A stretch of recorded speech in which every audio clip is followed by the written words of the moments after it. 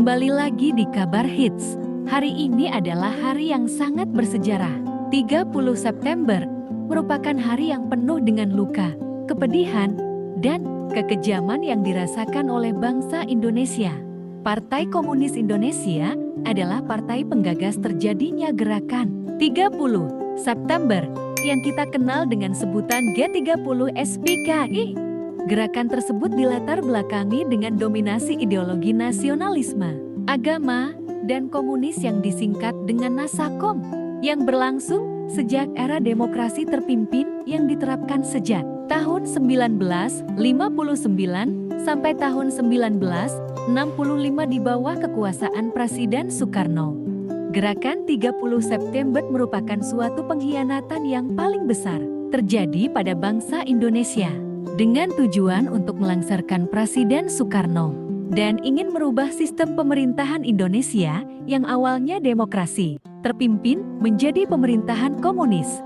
Peristiwa ini terjadi pada tanggal 30 September 1965 pada malam hari sampai 1 Oktober tahun 1965 yang dimulai dari kota Jakarta dan Yogyakarta, yang melibatkan pasukan Cakrabirawa yang merupakan pasukan pengawal Presiden pada tahun 1960-an, dan juga Partai Komunis Indonesia PKI. Dipa Nusantara Aidit menjadi tokoh sentral dari gerakan PKI, dan gerakan ini juga dilaksanakan atas satu komando yang dipimpin oleh Komandan Batalion 1 Cakrabirawa, yaitu Letnan Kolonel Untung Syamsuri. Mereka mengincar para perwira tinggi dan Dewan Jenderal untuk diculik dan dibawa paksa ke daerah Lubang Buaya, hingga memutuskan untuk dibunuh dengan cara yang mengenaskan. Di tempat tersebut, aku akan sebutin nama-nama para pahlawan yang meninggal akibat kekejaman para anggota G30 SPKI di Lubang Buaya. Jangan lupa dicatat ya, hihihi.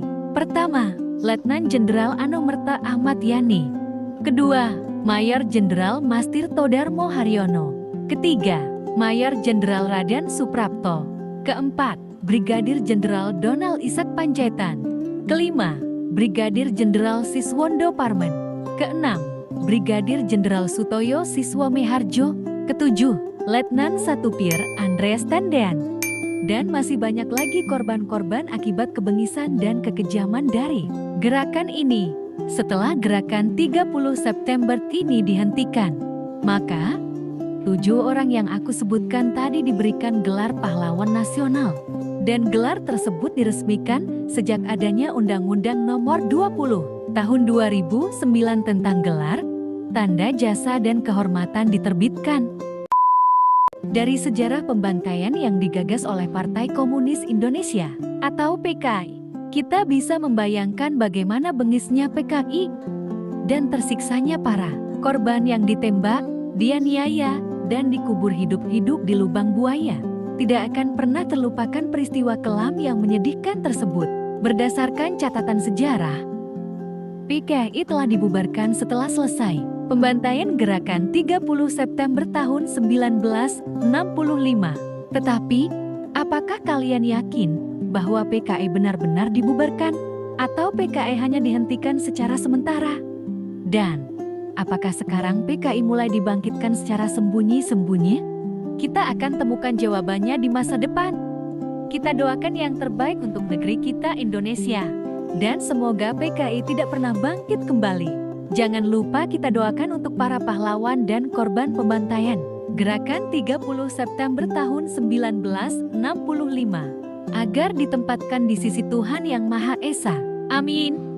Sekian Kabar Hits, edisi spesial 30 September hari ini. Terima kasih telah menonton sampai selesai, dan terima kasih atas perhatiannya. Apabila kalian suka dengan video ini, jangan lupa di like dan subscribe channel ini. Dan apabila kalian punya pendapat lain, bisa di-share di kolom komentar ya. Assalamualaikum. Sponsored by